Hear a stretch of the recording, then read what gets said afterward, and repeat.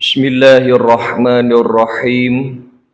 Assalamualaikum warahmatullahi wabarakatuh. Waalaikumsalam warahmatullahi wabarakatuh.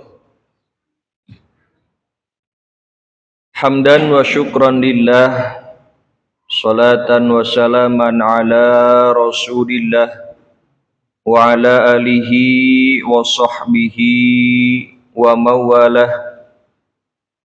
La hawla wa la quwwata illa billah. Faqad qala ta'ala fil Qur'anil Karim, a'udzu billahi minasyaitonir rajim. Bismillahirrahmanirrahim. Wa'tasimu bihablillahi jami'a wa la tafarraqu. Wa qala Nabiyyu sallallahu alaihi wasallam,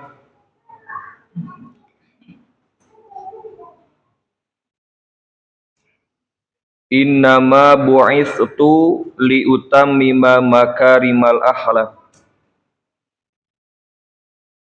Puji dan syukur marilah kita panjatkan kepada Allah Sang Maha Ghafur, yang mudah-mudahan dengan beribu-ribu nikmat yang telah Allah berikan kepada kita sebagai hamba-hambanya bisa mendapatkan perlindungan Allah Subhanahu wa Ta'ala, disehatkan zahir batinnya, dipermudah segala urusannya, dan dibukakan segala bentuk peluang rizki-rizkinya, serta mendapatkan perlindungan dari Allah Subhanahu wa Ta'ala. Tidak lupa sholawat dan salam marilah kita panjatkan kepada baginda alam, yakni habibana wa nabiyana wa maulana Muhammad sallallahu alaihi wasallam, yang mana nanti kelak mudah-mudahan dengan bentuk mukjizat-mukjizat beliau kepada kita selaku para umatnya, nanti kelak di yaumil kiamah kita bisa dikumpulkan dalam mendapatkan syafaatul uzma. Amin ya Allah ya rabbal alamin. Pertama-tama yang saya hormati bapak-bapak sekalian, para asatid, para hujjaj yang dimuliakan oleh Allah. Insyaallah pada kesempatan malam hari ini kita akan melanjutkan daripada rutinan kita, yaitu mengkaji daripada kajian-kajian hadis yang ditulis di dalam kitab Riyadhus Shalihin. Insyaallah pada kesempatan malam hari ini kita akan membahas tentang makruhnya minum dari mulut geribah atau tempat air,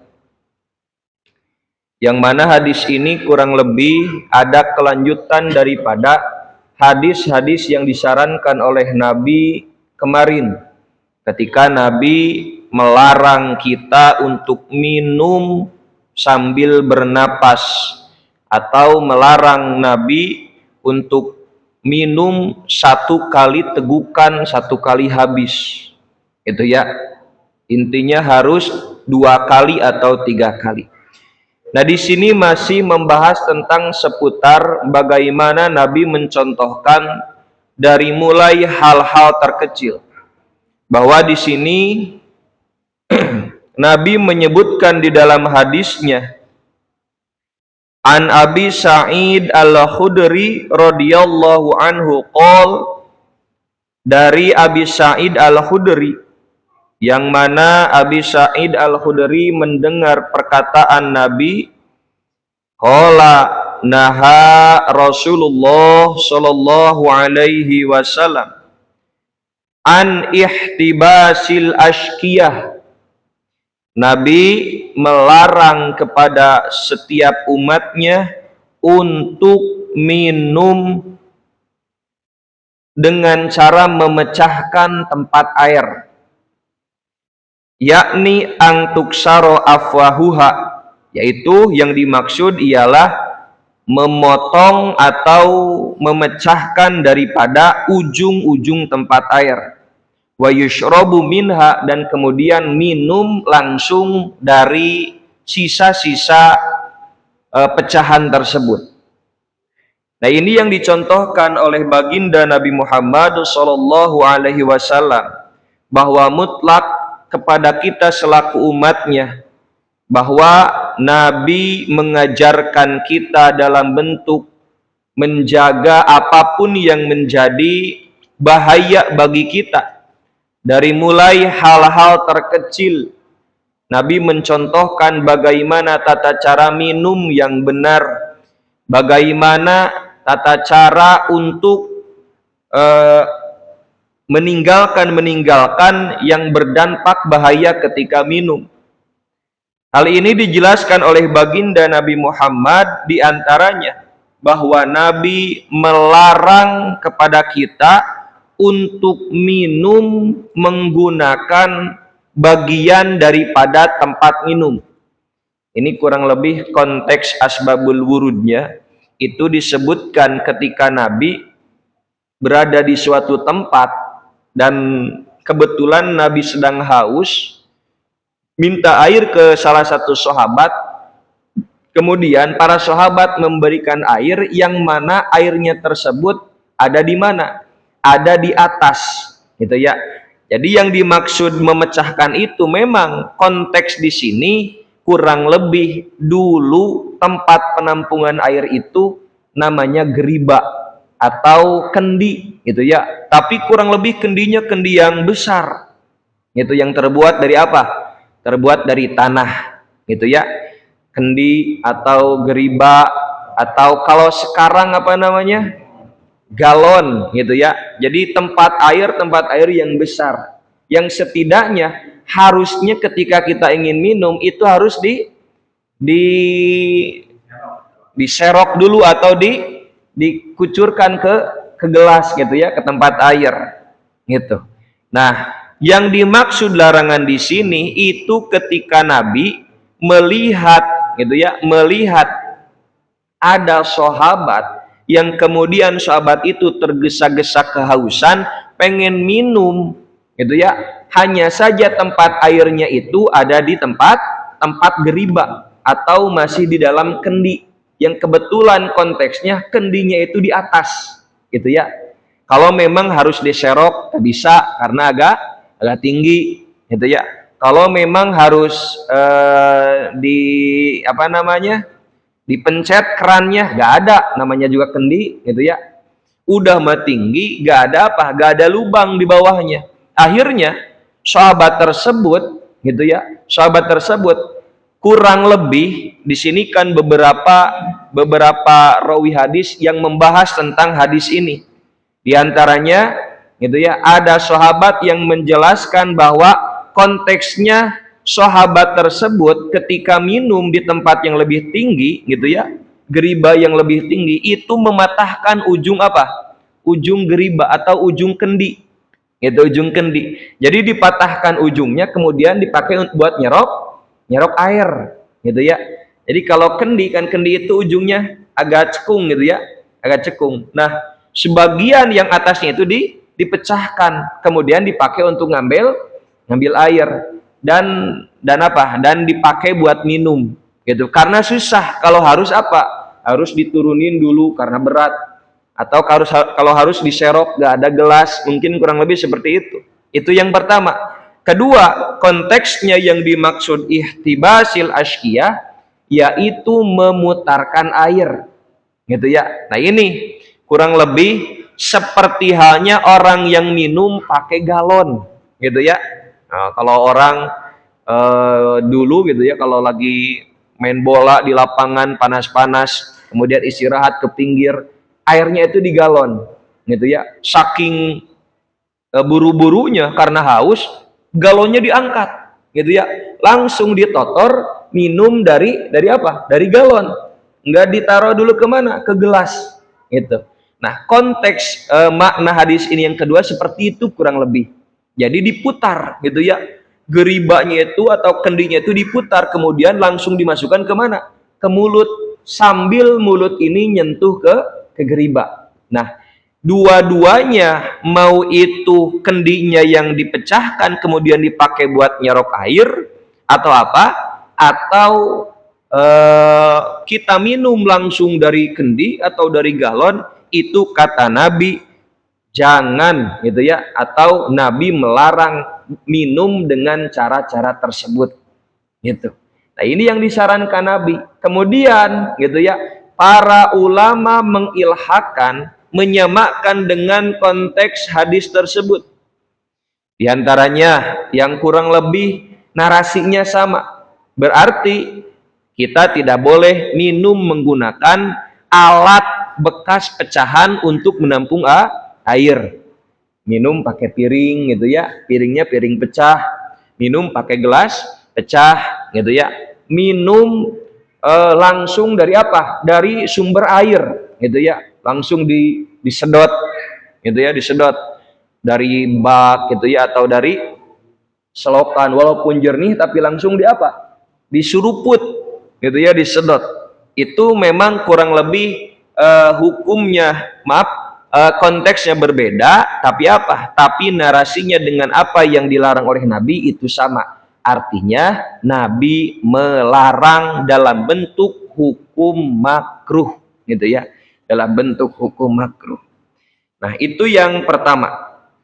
Kedua, hadis yang kurang lebih sama, bahwa an Abi Hurairah, hadis yang diriwayatkan oleh Abi Hurairah radhiyallahu an, qala naha Rasulullah sallallahu alaihi wasallam ayyushroba min fisiqai awil kirbati, bahwa Abi Hurairah itu mendengar apa yang dilarang oleh baginda Nabi Muhammad, bahwa Nabi melarang kepada setiap orang minum langsung dari mulut tempat minum atau mulut dari geriba, gitu, atau dari ujung apa? Ujung galon, ujung kendi, gitu ya. Yang memang tempat-tempatnya itu bukan diperuntukkan untuk minum air, alat untuk minum air, tapi alat untuk penampungan air, gitu ya. Nah, di sini Nabi intinya melarang minum langsung ke tempat air tanpa melalui pelantara untuk mengambilnya, gitu. Nah, kurang lebih daripada dua konteks hadis ini itu memang ini adalah hal-hal yang sepele, hal-hal yang apa? Hal-hal yang biasa. Tapi disitulah bagaimana semua umat Nabi disarankan untuk selalu menjaga daripada apa yang bisa menyebabkan bentuk-bentuk yang berdampak bahaya. Dari mulai hal yang terkecil, itu selalu Nabi mengingatkan kepada para umatnya bahwa Nabi mementingkan untuk lebih menjauhi hal-hal yang berpotensi membahayakan bagi kita, gitu ya. Makanya, gitu, apa yang kita lakukan atas dasar perintah Nabi sunnah, gitu ya, ketika tidak dilakukan konsekuensinya dua. Kalau tidak boleh, gitu ya, kalau boleh, kalau boleh, yang keduanya makruh, ketika kita tidak apa, tidak melakukan apa yang disarankan Nabi, gitu. Jadi kalau Nabi menyarankan jangan minum langsung menotor dari apa? Dari contoh galon. Gitu. Oh, berarti ketika kita meninggalkan atau tidak mengerjakan hal-hal tersebut, kita mendapatkan pahala ketika apa? Ketika meninggalkan apa yang dilarang Nabi, walaupun bukan haram. Gitu ya, walaupun bukan haram. Contoh seperti ini. Kita tahu hukum makan pete, hukum makan jengkol, gitu ya. Atau ijma, gitu ya, para ulama hukum daripada merokok. Hukumnya apa? Hukumnya makruh, gitu ya. Hukumnya makruh. Makruh itu dari definisi usul fikih itu mayusabu ala tarkihi wala yu'aqabu ala fi'lihi. Orang ketika melakukan hal-hal yang makruh, gitu ya, makruh itu berarti ketika dikerjakan ada potensi bahaya, gitu ya. Itu kata ulama-ulama usul fikih, makruh itu ketika tidak dilakukan kita mendapat pahala, ataupun ketika kita melakukannya kita mendapat pahala. Tapi yang menjadi penentuan dapat atau enggaknya pahala itu tergantung kondisi, gitu. Kalau kita tahu daripada tarif ini, oh berarti setiap saat kita dapat pahala. Karena apa? Karena tidak makan pete, karena tidak makan jengkol. Setiap tidak makan jengkol, setiap tidak makan pete, atau setiap makan karena tidak pakai pete atau jengkol, kita dapat pahala. Bukan kayak gitu, gitu ya. Urusan pahala dari makruh, urusan pahala dari meninggalkan hal-hal yang haram, itu ketika mendapat pahala, itu ketika kita meninggalkan pas posisinya sedang ada di hadapan, gitu ya. Contoh, di depan ada nih pete goreng, gitu ya, kemudian jengkol goreng di taburi garam. Udah mah ada pete, ada jengkol, ada sambal terasinya lagi. Oh, udah mah ditambah sambal terasi, pakai asin gorengnya lagi, gitu ya. Makan siang-siang di sawah, gitu ya, makan siang-siang di sawah. Pokoknya, gitu ya, pokoknya. Kalau memang enggak makan, sayang, gitu ya. Udah mah lapar, lauknya goreng jengkol, goreng asin, sambal terasi, pakai lalap, gitu ya. Udah mah lapar, di depan kita sudah ada apa? Sudah ada hidangan yang nikmat. Tapi ingat bahwa makan jengkol, makan pete itu makruh. Nah, ketika apa? Ketika kita karena lapar, contoh, tiba-tiba makan jengkol, gitu ya, makan jengkol, coel sambal kunyah-kunyah. Oh, berarti enggak mendapatkan pahala karena menjauhi larangan makruh. Kenapa? Ya karena memakan, gitu ya, melakukan apa yang dimakruhkan, gitu ya, mengerjakan apa yang dimakruhkan. Beda, gitu ya, walaupun pengen, walaupun suka, walaupun lagi lapar, tapi gak mau, gitu ya, gak mau. Sudah mah ada di hadapan, tapi kita gak mau. Karena apa? Karena ingat ini makruh. Nah, di sana dapat pahala dari pahala makruh atau meninggalkan makruh. Seperti halnya, gitu ya, kata di dalam Al-Quran, wala taqrabuz zina, bahwa dasar hukum daripada zina adalah haram, gitu ya. Oh, berarti kalau haram kita diganjar apabila meninggalkannya atau menjauhinya, dan disiksa apabila kita mengerjakannya. Setiap hari kita meninggalkan zina, apakah diganjar? Enggak, gitu ya, enggak. Ketika kita pengen mendapat ganjaran meninggalkan haram, itu harus ada di hadapan dulu, gitu ya. Udah mah di depan, contoh, maaf, ada apa? Ada wanita cantik, gitu ya. Sudah apa? Sudah sedia, gitu ya. Kemudian kita takut, gitu, karena ini perbuatan zina. Peluangnya ada, gak ada yang lihat, gitu ya, gak ada yang ngelarang, kecuali apa? Kecuali firman firman Allah atau larangan-larangan syariat, tidak ada yang contoh melihat di belakang, tidak ada yang mempersalahkan, tidak ada orang lain kecuali kita sama siapa? Sama si perempuan, gitu, perempuan yang menggoda kita, gitu ya. Kata Allah, wala taqrabuz zina, jauhilah hal-hal yang bisa menyebabkan zina, gitu. Didekatin, gitu ya, pengen, gitu ya, dijauhin, sayang, walaupun enggak zina, gitu ya, walaupun enggak zina, tapi setidaknya hal-hal yang bisa mendorong zina itu juga gak boleh, gitu ya, ngerayu, deketin, gitu ya. Terus apa? Terus banyak lah, gitu, banyak. Nah, tapi ketika kita ingat bahwa ini adalah larangan atau bentuknya bentuk haram, kita tahu bahwa zina itu haram berdasarkan dalil la taqrabu wala taqrabu zina, kemudian kita menjauhinya, baru kita mendapat pahala dari meninggalkan haram, gitu ya. Sama pula dengan konteks hadis ini, gitu ya. Ini adalah dasar hukumnya makruh kita minum langsung dari tempat air, atau makruh kita minum menggunakan pecahan-pecahan benda untuk mengambil air.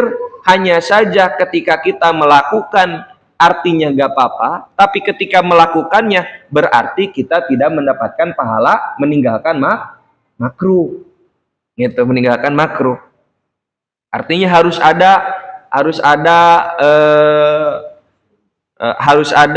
apa namanya, momennya pas, gitu ya, di depan kita, gitu ya, momennya harus ada di depan kita. Nah, ini hadis nomor kedua tentang larangan Nabi untuk minum di mana, di tempat-tempat air yang tidak semestinya minum di sana. Kemudian hadis selanjutnya, yang hadis ini masih membahas tentang seputar minum ataupun makan, bahwa di sini disebutkan di dalam bab Nabi melarang untuk meniup hidangan, gitu ya, meniup hidangan. Hadis yang diriwayatkan Abi Sa'id Al-Khudri bahwa beliau berkata, anna Nabiyya sallallahu alaihi wasallam naha anin nafhi bisyarab, Nabi melarang untuk meniup apa yang menjadi minuman, gitu ya. Berarti kalau konteksnya meniup, minumannya panas, gitu ya. Faqala rajulun, kemudian ada satu laki-laki yang bertanya kepada Nabi, gitu, al-qadatu aroha fil ina, apakah gitu ya, apakah hal yang panas ini itu boleh ketika ditiup apabila makanannya itu ada di wadah, gitu ya. Contoh, kalau air di gelas, kalau makanan ada di mana? Di piring. Nah, kemudian bagaimana kalau sudah terlanjur, udah mah panas kita makan, gitu ya. Udah mah hidangan di depan kita masih ngebul, kita tiup-tiup.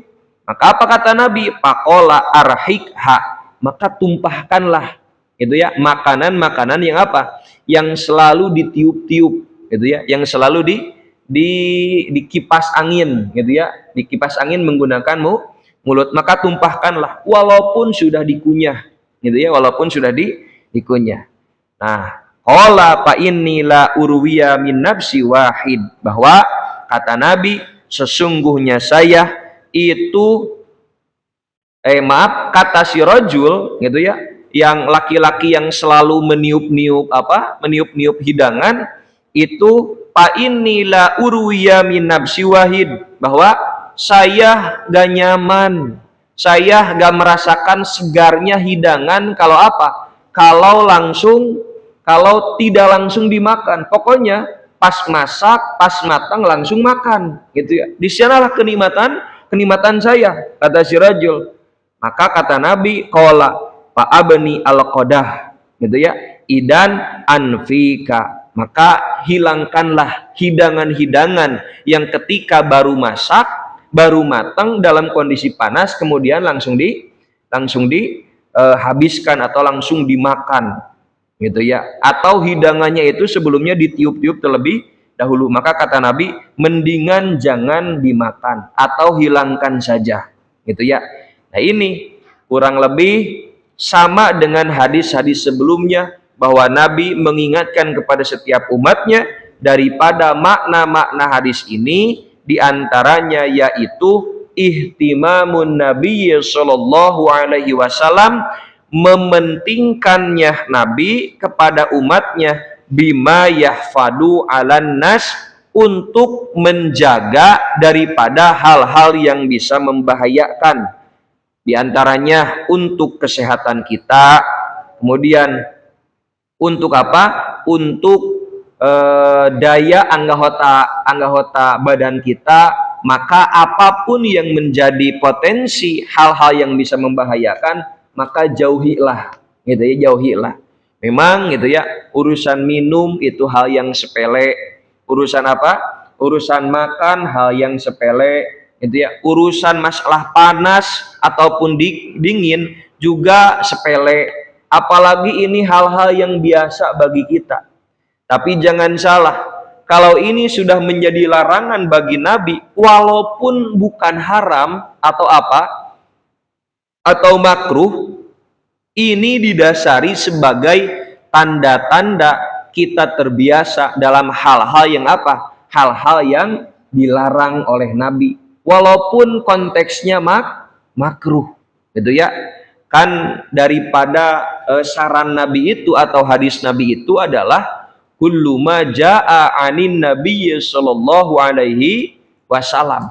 Apapun yang telah dikerjakan Nabi dalam bentuk ucapan, dalam bentuk pekerjaan, gitu ya, itu semuanya sebagai tuntunan syariat, gitu ya, syariat. Apabila kita ingin dikatakan umat Nabi, diantaranya yaitu orang-orang yang selalu mengerjakan apa yang Nabi lakukan dan meninggalkan apa yang Nabi larang, walaupun itu dasar hukumnya makruh, gitu. Itu konteksnya.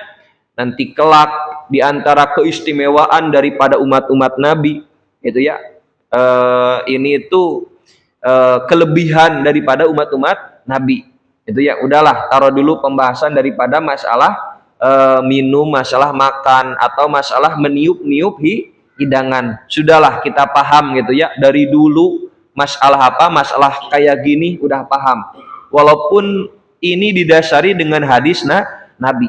Tapi yang perlu kita paham itu adalah keistimewaan daripada umat baginda Nabi Muhammad. Itu. Dari mana istimewanya? Dari setiap apapun yang kita dapatkan, yang kita lakukan, ketika apa? Ketika semuanya dalam bentuk perintah, itu semuanya dicontohkan langsung oleh Nabi. Itu ya. Kalau memang harus dibandingkan, hanya Nabi Muhammad yang selalu mengingatkan kepada umatnya, apapun bentuk pekerjaannya, apapun bentuk rutinitasnya, walaupun dimulai dari hal-hal terkecil, itu ya, yang akhirnya, gitu ya, daripada jaminan kepada umat Nabi Muhammad ini, umat-umat sebelumnya itu merasa iri. Bahkan maaf, ada nabi, sekelas nabi yang iri dengan apa? Dengan kondisi umat Nabi Muhammad. Itu ya, kalau kemarin disebutkan ada yang namanya Ashabul Yamin. Ashabul Yamin itu adalah ahli-ahli jannah, ahli surga. Siapa itu? Pertama yang akan digiringkan itu adalah umat Nabi Muhammad yang berdosa ataupun yang tidak berdosa. Kemudian setelah digiringkan ke arah kanan, digiringkan lagi ke arah kanan untuk memisahkan siapa yang berdosa, siapa yang tidak berdosa. Dalam bentuk orang ini masuk surga tanpa hisaban. Kemudian yang lewat jalur kiri akan dipisahkan lagi ke jalur kanan untuk menentukan siapa yang sudah selesai dengan hisabannya. Kemudian apalagi? Kemudian setelah selesai bahwa umat Nabi Muhammad yang beriman walau miskola dzarrah, walaupun di dalam hatinya mempunyai keimanan hanya secuil biji sawi, maka awal akhir bakal masuk ke mana? Ke surga, gitu ya. Dan semuanya akan didahulukan. Itu diantara daripada keistimewaan umat Nabi, gitu ya. Akhirnya, gitu ya. Akhirnya umat-umat sebelum Nabi Muhammad itu pada iri, gitu ya. Bahkan ada nabi yang juga merasa iri dengan umat Nabi Muhammad. Namanya Nabi Musa. Dulu itu diceritakan di dalam hikayah Nabi Musa. Karena Nabi Musa itu, Pak, salah satu gelarnya itu kalamullah atau kalimullah. Nabi yang bisa bermukalamah, berinteraksi dengan Allah. Jadi sering, gitu ya, sering Nabi Musa datang ke Bukit Tursina untuk apa? Untuk mendapatkan wahyu. Artinya sering interaksi, gitu ya. Wallahu alam, gitu ya. Apakah itu langsung dengan Allah atau melalui pelantara malaikat Jibril. Tapi setidaknya Nabi Musa itu di antara nabi yang sering bermukalamah dengan Allah. Ada salah satu momen mukalamah antara Nabi Musa dan Allah tentang membahas salah satu umat. Yang mana kata Nabi Musa, wahai, gitu ya, wahai Tuhanku, ya Allah, apakah benar nanti kelak ada umat yang ketika umat tersebut melakukan perbuatan dosa, maka akan ditulis satu siksaan daripada beberapa dosa, dan akan ditulis pahalanya beberapa kali lipat walaupun satu kali mengerjakan kebaikan. Wahai Allah, apakah benar nanti kelak ada umat yang akan pertama kali mendapatkan syafaat yang bernama syafaatul uzma, gitu ya. Wahai Allah, apakah benar ada umat yang lebih utama daripada umat-umat sebelumnya? Kata siapa? Kata Nabi Musa. Kemudian Nabi Musa menawarkan diri, wahai Allah, gitu ya, wahai Allah, ya Allah, jadikanlah mereka umat-umat itu sebagai umatku, gitu ya, sebagai umatku. Kemudian apa yang dijawab Allah? Kata Allah, itu adalah umatnya baginda Nabi Muhammad Shallallahu Alaihi Wasallam. Mereka adalah rekan-rekan kita. Mereka adalah umat baginda Nabi Muhammad. Setelah Nabi Musa menawarkan diri ingin kita ini dijadikan sebagai umat Nabi Musa, akhirnya kata Allah, tidak, jangan. Bahwa ini adalah umat, nasib-nasib buat umat Nabi Muhammad yang selalu mendapatkan naungan daripada nabinya. Yang akhirnya ujung-ujungnya Nabi Musa bermohon kepada Allah. Saking istimewanya umat Nabi Muhammad, walaupun belum terjadi karena masih pada masa Nabi Musa. Nabi Musa meminta kepada Allah, janganlah saya dijadikan sebagai nabi, mendingan saya dijadikan sebagai umat Nabi Muhammad. Itu permohonan siapa? Permohonan Nabi Musa. Saking istimewanya Nabi Muhammad. Bukan hanya jaminan, bukan hanya urusan pahala, bukan hanya urusan kepastian, tapi hal-hal yang terkecil itu diperhatikan oleh baginda Nabi Muhammad. Masalah minum, Pak, itu ya, apa susahnya minum? Itu kemarin disebutkan, jangan bernapas ketika minum. Minum itu harus apa? Harus minimal 2 atau 3 kali napas di luar tempat minum. Diawali dengan bismillah, diakhiri dengan alhamdulillah, gitu ya. Jangan minum langsung dari pecahan benda-benda untuk dipakai menyerok air. Jangan meniup-niup makanan yang masih apa? Yang masih panas. Hal-hal yang memang sudah terbiasa kita lakukan itu diperhatikan oleh Nabi. Artinya, gitu ya. Artinya, contoh potensinya kita minum tergesa-gesa, buru-buru, Kalau kemarin disebutkan seperti minumnya unta, mungkin kita apa? Tersumbat. Gitu ya, tersumbat.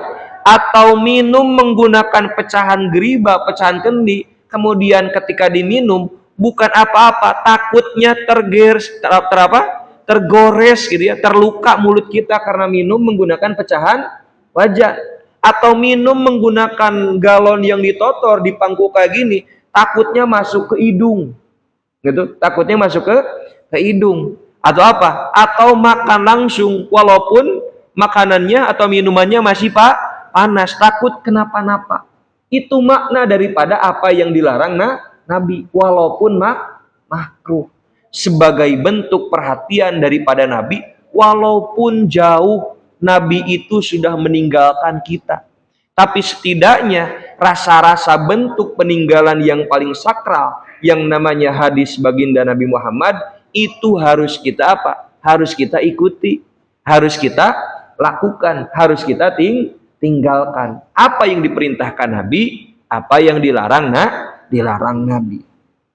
Gitu. Jadi bukan apa-apa, bukan soal larangan, tapi kurang lebih hakikatnya di sini mempunyai keunggulan-keunggulan, keuntungan-keuntungan, kelebihan-kelebihan bagi setiap orang yang melaksanakannya ataupun meninggalkan apa yang Nabi larang. Gitu. Itu soal minuman ataupun makanan. Kemudian selanjutnya masih membahas tentang tata cara makan atau minum. Hadis yang diriwayatkan oleh Ibnu Abbas radhiyallahu anhuma, bahwa Ibnu Abbas mendengar atau melihat apa yang dilakukan Nabi, bahwa Nabi pernah saqaitu an-nabiyya min zamzama. Suatu ketika, konteksnya Ibnu Abbas pernah memberikan minum air Zam-Zam kepada Nabi. Fasyariba wa huwa qaimun. Kemudian Nabi meminum air Zam-Zam tersebut dengan posisi sambil berdiri. Gitu ya. Nah, ini bab ini, materi ini membahas bolehnya kita minum sambil berdiri. Gitu ya. Tapi tunggu dulu. Jangan apa? Jangan terlalu cepat mengambil kesimpulan. Hadis itu ada apa? Ada yang namanya asbabul wurud. Kenapa Nabi sambil berdiri? Gitu ya.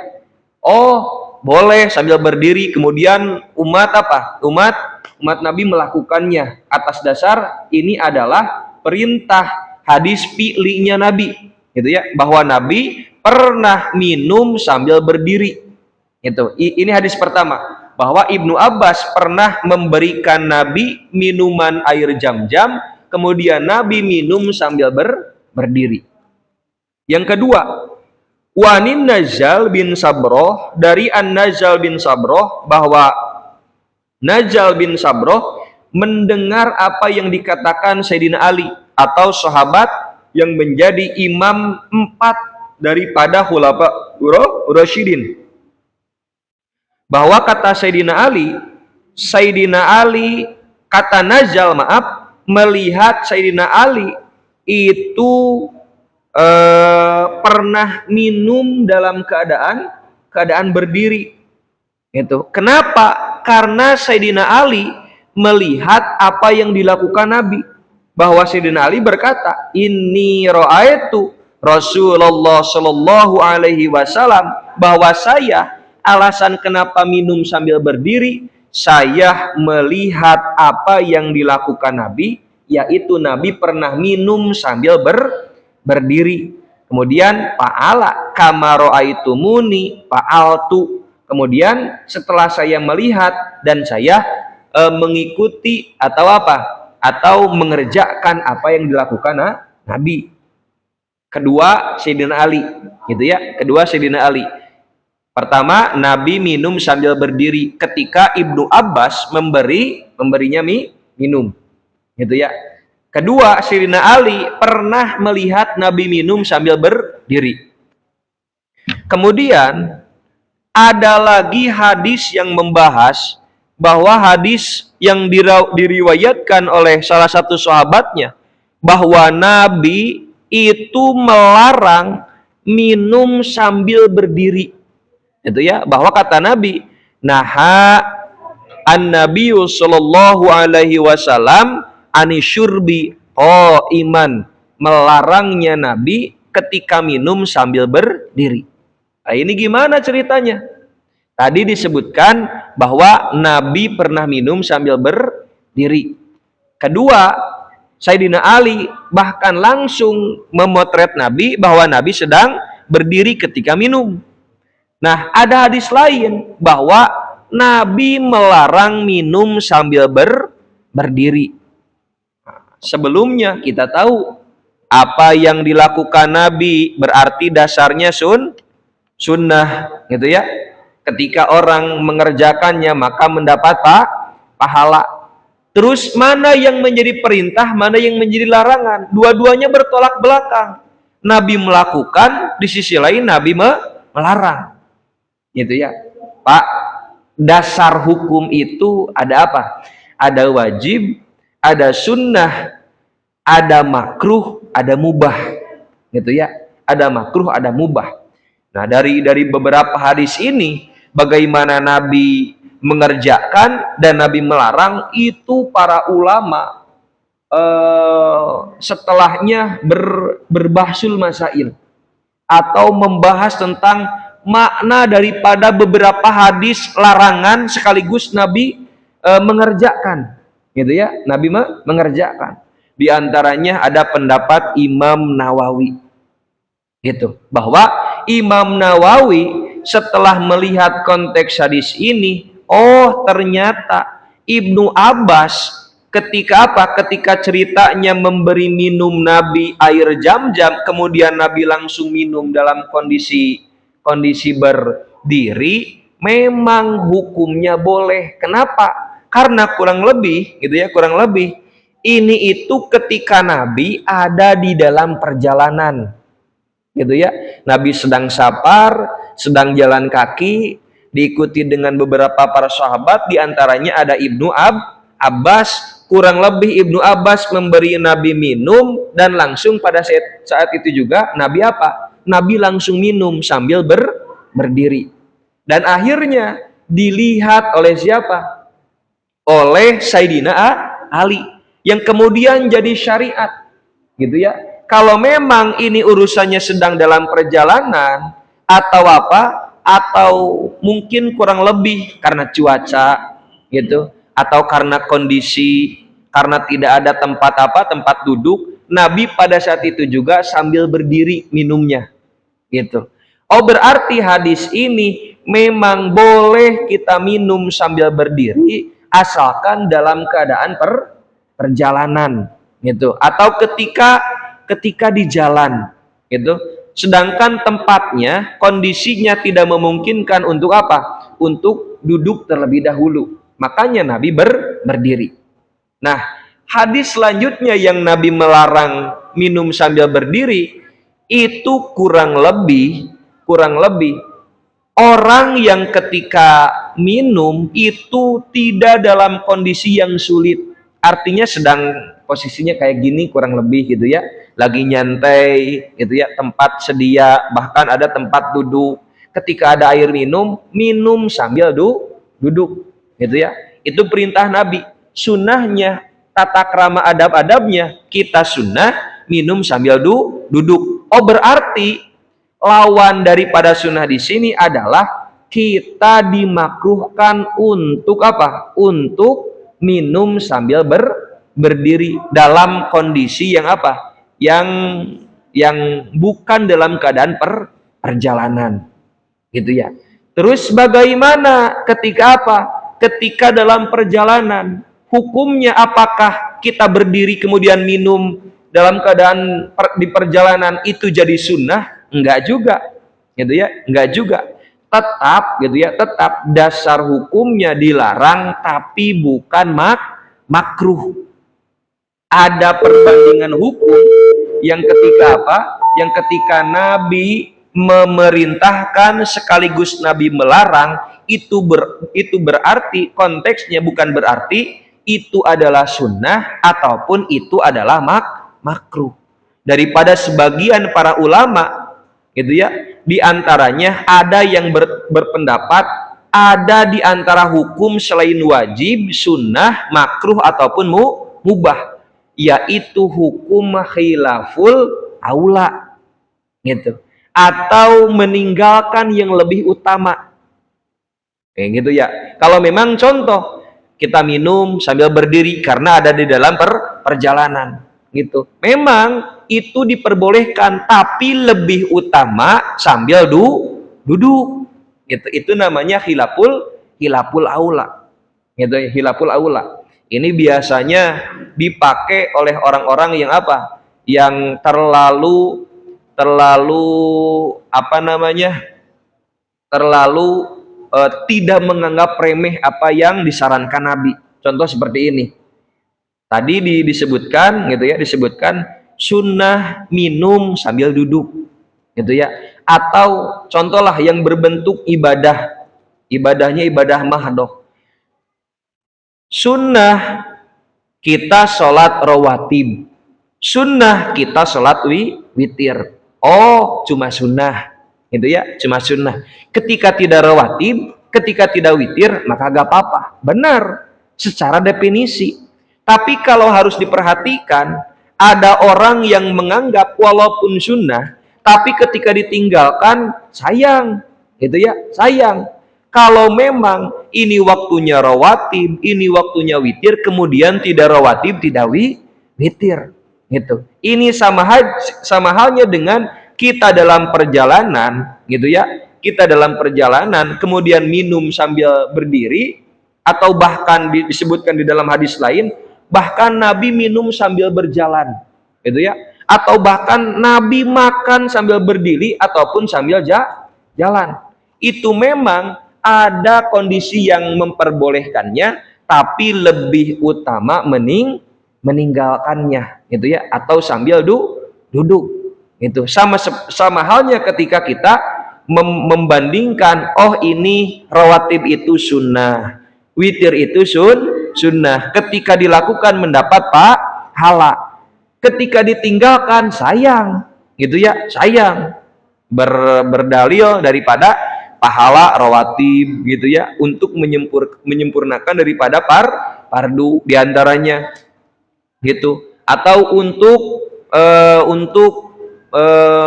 apa namanya, pahala daripada sholat witir gitu. Ketika sudah disebutkan pahala, ya sayang kalau tidak rawatib, tidak witir, tidak tahajud walaupun sunnah gitu. Itu daripada perbandingan hasil daripada ijtihad para ulama untuk menyikapi dua hadis yang bertolak belakang. Ketika Nabi itu mencontohkan dalam bentuk apa? Dalam bentuk memerintahkan, di sisi lain Nabi melarang. Di sini timbul hukum yang namanya hukum khilaful aula. Memang dilakukan itu boleh, tapi lebih utama ditinggalkan gitu ya, ditinggalkan. Nah, itu daripada rangkaian-rangkaian tata krama atau saran-saran yang dilakukan oleh setiap umat baginda Nabi Muhammad, diantaranya ketika minum ataupun makan gitu ya. Ini adalah hadis-hadis yang mungkin selebihnya adalah hadis-hadis yang terjadi atau sering terjadinya atau waqi'iyah, tapi setidaknya kalau kita berdalil atas apa yang Nabi sampaikan atau Nabi larang, maka disitulah yang menjadi penentu bahwa keistimewaan umat Nabi itu adalah kita semua selalu diperhatikan oleh baginda Nabi Muhammad Shallallahu Alaihi Wasallam. Mungkin gitu ya, karena sudah azan tadi, sudah tinong-tinong, sudah ada bel, mungkin hanya itu yang bisa saya sampaikan. Kurang lebihnya mohon dimaafkan gitu. Intinya kita semua mencoba untuk lebih baik dan lebih baik kembali sebagai umat baginda Nabi Muhammad Shallallahu Alaihi wassalam. Gitu. Kita tutup kajian Riyadhus Shalihin ini dengan doa kifarat majelis bersama-sama. Subhanaka Allahumma wa bihamdika asyhadu an la ilaha illa anta astaghfiruka wa atubu ilaih.